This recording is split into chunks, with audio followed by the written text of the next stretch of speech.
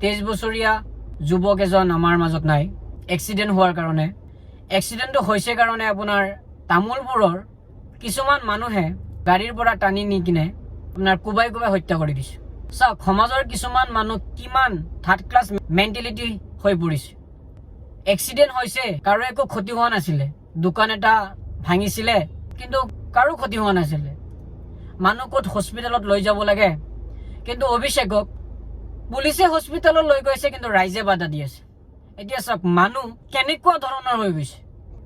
এক্সিডেণ্টটো হঠাৎ হোৱা বস্তু ন, অভিষেকেতো জানি বুজি কৰা নাই। আৰু এক্সিডেণ্ট হোৱাৰ টাইমত অভিষেককতো টানি লৈ গৈছে। চিন্তা কৰক যে মানুহ কেনেকুৱা ধৰণৰ হৈ গৈছে। এনেকুৱা হ'লে কি হ'ব জানে, ধৰক ভয় ভাৱটো বেছিকৈ আহি যাব।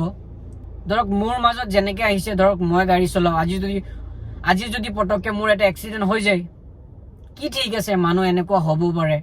ভাল মানুহ নহ'লেতো বেয়া মানুহ থাকেই না। মোৰ লগতো কি চাগে এনেকুৱা হ'ব পাৰে, সেইটো কাৰণে ভয় লগা হৈছে। তো চৰকাৰে এইটো বিষয়লৈ অলপ চাব লাগে, এটা কঠোৰ আইন আনিব লাগে। আৰু আশা কৰিম যে অভিষেক আৰু অভিষেকৰ ফেমিলি যাতে ন্যায় পায়, তাৰে কামনা কৰিম। গা পা ধুই কিনে গাইছ বহি কিনে গাড়ীতে বহিছোঁ অলপ আপোনাৰ লগত কথা পাতোঁ। ঘৰত আপোনাৰ চাৰিওফালে হুলস্থুল ন, আৱাজ আহি থাকে, বাহিৰৰ নইজটো বেছি আহি থাকে, সেইটো কাৰণে গাড়ীতে বহিছোঁ। গাড়ীত বহি আপোনাৰ লগত কথা পাতি আছোঁ। আৰু গাড়ীত বহিলে আৰু ধৰক আপোনাৰ নইজটো কম আহে, আপোনাৰ বাহিৰৰ চাউণ্ডটো নাহে, চাৰিওফালে গ্লাছ মাৰা আছে ন, নাহে। সেইটো কাৰণে গাইজ, আই লাভ ইউ। মোৰ মন গৈছে আপোনালোকক লাভ ইউ ক'বলৈ, চ' লাভ ইউ কৈ দিছোঁ, চিধা কথা, বুজিছে গাইজ। এটা কথা কওঁ গাইজ, মই মানে কি জানে, এনেকৈ যে মই কথা পাতি আছোঁ আপোনাৰ লগত, মই মানে প্ৰেক্টিচ কৰি আছোঁ যে আগলৈ যে ব্লগ বনাম, তাৰ কাৰণে আপোনাৰ পূৰা ফ্ৰী হ'ব লাগিব।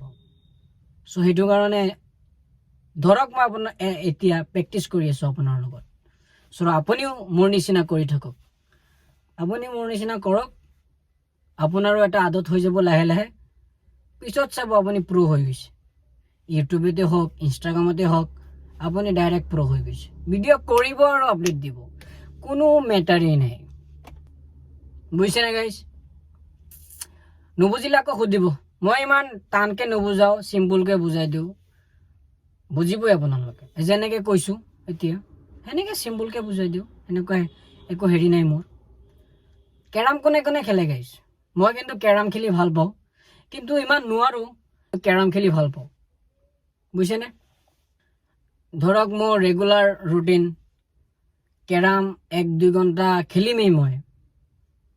যদি মই ঘৰত থাকোঁ 1-2 ঘণ্টা কেৰম খেলিমেই মই, কাৰণ বেলেগ একো খেলিব নাজানো। কেৰমটো মোৰ তাত ভাল লাগে, তো কেৰমেই খেলোঁ, বুজিছেনে গাইজ। মই ভাবি আছোঁ যে মই কি টপিকত ভিডিঅ' বনাম। মই নহয় মানে ভাবি পোৱা নাই। মই ধৰক 5-6 দিন হৈ গ'ল ইউটিউবত ভিডিঅ' দি আছোঁ, মই এতিয়ালৈ ভাবি পোৱা নাই যে মই কি টপিকত ভিডিঅ' বনাম, যিটো নেকি আপোনালোকে চাই ভাল পাব। সেইটোৱে মোৰ এতিয়াও ঠিক হোৱা নাই, কেনেকুৱা টপিক হ'লে ভাল হ'ব। ব্লগছটো আছে আপোনাৰ, সেইটো আপোনাৰ মই ৰেগুলাৰ কি কৰি আছোঁ সেইটোতো দিমেই, কিন্তু ধৰক যদি সেনেকুৱা এটা টপিক হয় যে এইটো টপিকত তই ভিডিঅ' বনাবি ভাল লাগিব, সেনেকুৱা এটা টপিক যদি হ'লে হয়, তেতিয়াহ'লে মোৰো ভাল হ'লে হয়, মোৰ ইমান ঘূৰা ফুৰা নহ'লে হয়, বহিম আৰু চিধা কেমেৰাত বহিম আৰু টপিকত কথা পাতিম, বুজিছেনে গাইজ। আৰু গাইজ মই ইমান এডিট কৰিব নোৱাৰোঁ, কাৰণ এইবিলাক হেৰিত মই কেতিয়াও যোৱা নাই, যে এটা ভিডিঅ' পাৰফেক্ট এডিট কেনেকৈ কৰে সেইটোত মই কেতিয়াও যোৱা নাই। মই চিম্পুলকৈ আপোনাৰ এডিট কৰোঁ, BN যে এপছটো আছে তাতে এডিট কৰোঁ, ইমান এডিটো নাজানো। সেইটো কাৰণে মোৰ ভিডিঅ'টো চাগে মোৰ তাত লাগে, সেইটো কাৰণে চাগে মোৰ ভিডিঅ'বিলাকত ভিউছো নাহে, ইউটিউবেও মানে ভিডিঅ'বিলাক পুছ কৰা নাই, মোৰ তাত এনেকুৱা লাগে। যিহেতু মই এইটো লাইনত আহিছোঁ, তেতিয়াহ'লে এডিটটো মেইন, ভিডিঅ' এডিটিং বা ফটো এডিটিংটো মেইন, তো ল'বতো লাগিবই ন। আগত নিজে ট্ৰাই কৰোঁ, নিজে যদি নোৱাৰোঁ পিছত ক্লাছ ল'ম। আগত নিজে কৰাৰ পিছত যদি নোৱাৰে পিছত বেলেগৰ পৰা হেল্প লোৱা। আই থিংক মই সেইটোৱে কৰিম চাগে। আৰু একে জেগাত ভিডিঅ' কোনেও নাচায় মই জানো, কি চাব একে জেগাত ভিডিঅ'। এনেকৈ ধৰক মই এতিয়া গাড়ীত বহি আছোঁ, গাড়ীত বহি কিনে একে জেগাত ভিডিঅ' কৰিম, মানুহৰতো কিবা এটা হেৰি লাগিব ন, হ'লে যিকোনো এটা ইম্পৰ্টেণ্ট গুৰুত্বপূৰ্ণ টপিক লাগিব, নহ'লে আপোনাৰ হাঁহিৰ কিবা লাগিব, সেনেকুৱা ধৰণৰ লাগিব। এতিয়া ধৰক অকলে অকলে যদি আপোনাৰ যোগ কৰোঁ, সেইটো নহ'ব।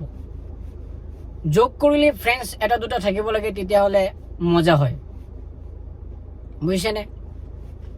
আই থিংক বুজি পাই আছে চাগে। কিন্তু অকলে অকলে ধৰক ইমান কথাও নাহে যে কি কথা পাতিম এনেকুৱা পৰিস্থিতি হয় কেতিয়াবা। মোৰ হৈ আছে, এতিয়াই হৈ আছে যে এনেকুৱা হয়েই গাইজ। যেতিয়া লাহে লাহে আদত হৈ যাব, আই থিংক এইটো নাইকিয়া হৈ যাব। গাইজ মই শায়েৰী এটা কওঁ হা। শায়েৰী এটা কি লিখিছিলোঁ গাইজ, পাহৰি গৈছোঁ, চিৰিয়াছলি পাহৰি গৈছোঁ। মই না বহুত পাহৰি যাওঁ, একদম বহুত পাহৰি যাওঁ, আগতকৈ বেছি পাহৰি যাওঁ। গাইজ কথা এটা কওঁ, ভাল পোৱা যে অনুভৱটো বহুত সুন্দৰ ন। কিয় কৈছোঁ মই, কাৰণ মই ভাল পাইছোঁ, চ' মই জানো কেনেকুৱা সুন্দৰ।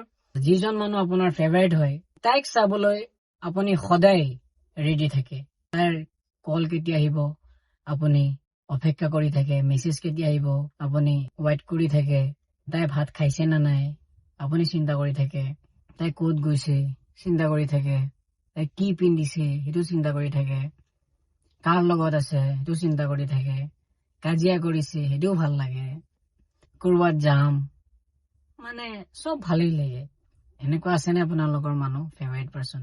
আজিকালিতো চবৰে থাকে, থাকিব লাগে এনেকুৱা মনত।